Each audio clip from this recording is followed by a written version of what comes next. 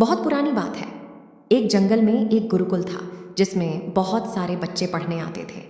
एक बात की बात है, गुरुजी सभी विद्यार्थियों को पढ़ा रहे थे, मगर एक विद्यार्थी ऐसा था जिसे बार बार समझाने पर भी समझ में नहीं आ रहा था।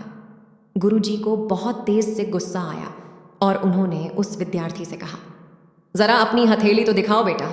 विद्यार्थी ने हथेली गुरुजी की आगे कर दी, हथेली देखकर।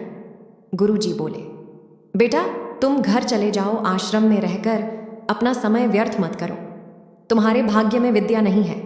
शिष्य ने पूछा, क्यों गुरुजी? गुरुजी ने कहा, तुम्हारे हाथ में विद्या की रेखा नहीं है। गुरुजी ने एक होशियार विद्यार्थी की हथेली उसे दिखाते हुए कहा, ये देखो, ये है विद्या की रेखा, ये तुम्हारे हाथ में नहीं है, इसलिए तुम समय नष्ट ना करो और घर चले जाओ और वहां अपना कोई और काम देखो। यह सुनने के बाद उस विद्यार्थी ने अपने जेब से एक चाकू निकाला जिसका प्रयोग वह रोज सुबह अपनी दातून काटने के लिए करता था। उस चाकू से उसने अपनी हाथ में एक गहरी लकीर बना दी। हाथ में खून बहने लगा। तब वह गुरुजी से बोला, मैंने अपने हाथ में विद्या की रेखा बना ली है गुरुजी। यह देखकर गुरुजी द्रवित हो गए और उन्होंने उस विद्यार्थी को गले से लगा लिया। गुरुजी बोले, बेटा तुम्हें विद्या सीखने से कोई ताकत नहीं रोक सकती है। दृढ़ निश्चय और परिश्रम हाथ की रेखाओं को ही बदल देती है। दोस्त दो।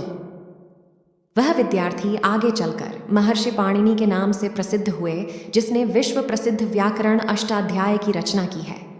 इतनी सदियों बीत जल आने के बाद भी आज 2700 वर्षों बाद भी विश्व की किसी भी भाषा में ऐसा उत्कृष्ट और पूर्ण व्याख्या का ग्रंथ अब तक नहीं बना। तो दोस्तों, इस कहानी की शिक्षा यह है कि लोग चाहे जो भी बोले, हम हर एक को गलत साबित करते हुए अपनी लगन और कठिन परिश्रम के दम पर जो चाहे वो सब कुछ हासिल कर सकते हैं। हार हार महादेव। जय श्री कृष्ण।